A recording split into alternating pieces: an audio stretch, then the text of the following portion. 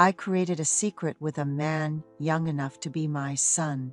I never imagined something like this happening to me.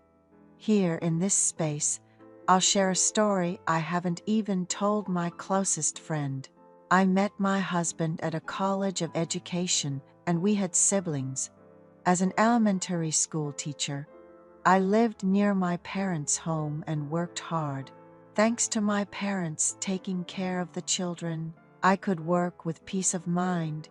Although I was busy with training and education during the vacations, it was manageable at a young age. The children grew up better than expected.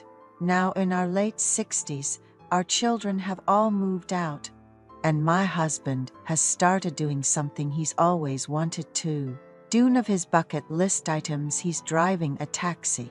We've been retired for a while, and we could live comfortably on our pensions. But my husband wanted to meet many people through taxi driving. Because of this, I spend every other night alone. When the children are busy, I occasionally look after the grandchildren. Having been a teacher for so long, I couldn't neglect my grandchildren's education. Living frugally with my husband, we saved money and moved to a larger apartment.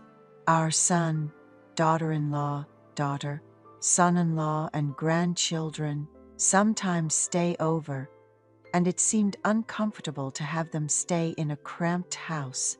So we used our savings to buy a new apartment. That's when it happened. We were planning to make this our last home and decided to do some interior decorating. Our son and daughter agreed to cover the costs. I visited various local interior companies to get quotes, but didn't like any of them until my daughter recommended one. I met with the young male owner, who seemed about my son's age. At the appointed time, he was meticulous and calm during the consultation. Interior design isn't decided in one go, so I had multiple consultations. There were many decisions and changes to make, and he was always kind during the consultations, choosing everything from the floors to the ceiling. Tiles and wallpaper was quite complicated, but the owner was patient, advising that it's okay to take time and make changes, which was comforting.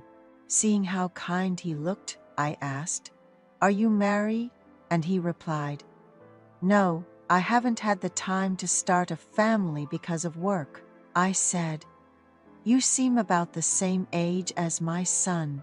It would be nice if you met a good woman and got married. You seem like you'd treat her very well."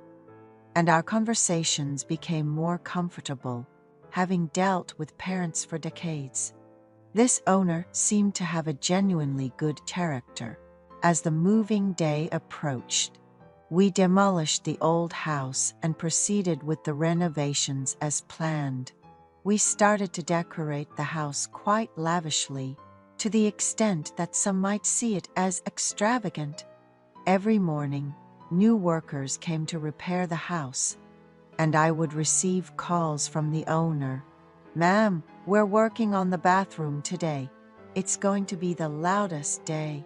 But I've already asked for understanding from your neighbors above and below. I've also distributed some drinks to them," he explained kindly. I've been closely monitoring the progress of the construction at my future home every day, even bringing snacks for the workers. Occasionally, the boss would visit the site to give detailed instructions. When moving day finally arrived, he gifted us a wall clock saying, "Live happily." The clock matched our home perfectly. Despite his ordinary appearance, the boss seemed to have an exceptional eye for detail.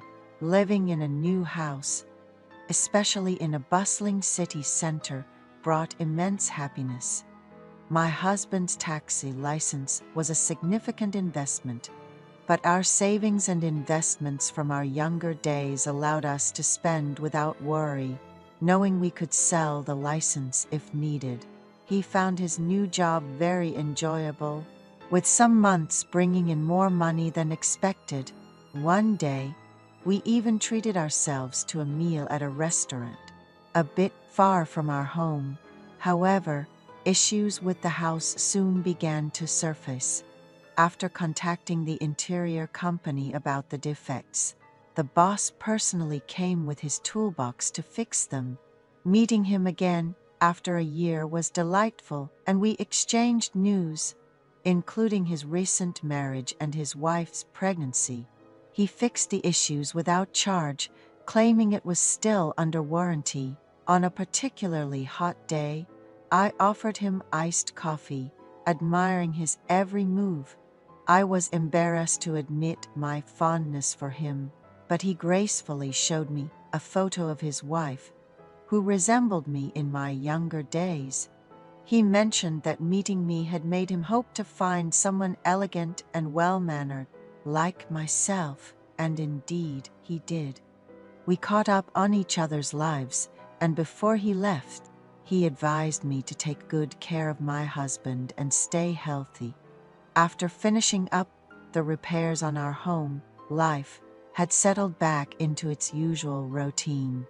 It had been about 6 months since my boss last visited my home. One evening, he called me. "Could you step out for a moment? I need to discuss something with you," he said. Curious, I asked what it was about. He mentioned he needed advice about an issue with his wife. We met up at a local restaurant to talk it over.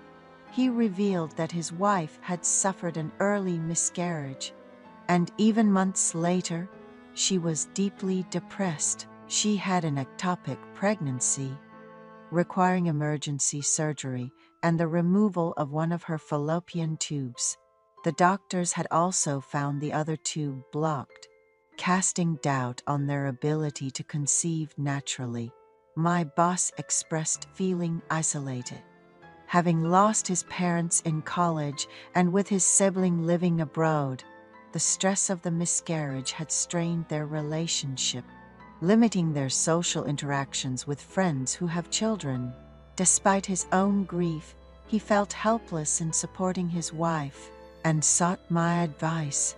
I suggested he try to spend more quality time at home, although he lamented his busy schedule due to his thriving business. He felt torn between his responsibilities and his desire to support his wife, feeling particularly alone without his parents for guidance. He remembered me and reached out. He felt they didn't necessarily need to have children to be happy, but was frustrated by the lack of intimacy in their relationship. I felt compelled to share my own situation, revealing that my husband and I had been sleeping in separate rooms for over a decade. We lived together but separately, I admitted, expressing my own feelings of loneliness, despite having a nice home. My boss looked surprised. "You and your husband face similar issues?" "Yes, I feel quite lonely too. What's the use of a nice house and furniture if you feel alone?" He then asked for my help, and we acted on it immediately. My husband was out driving and wouldn't be back until the morning. We found solace in each other, filling a void. My boss complimented me on my vitality. We've been seeing each other occasionally since then.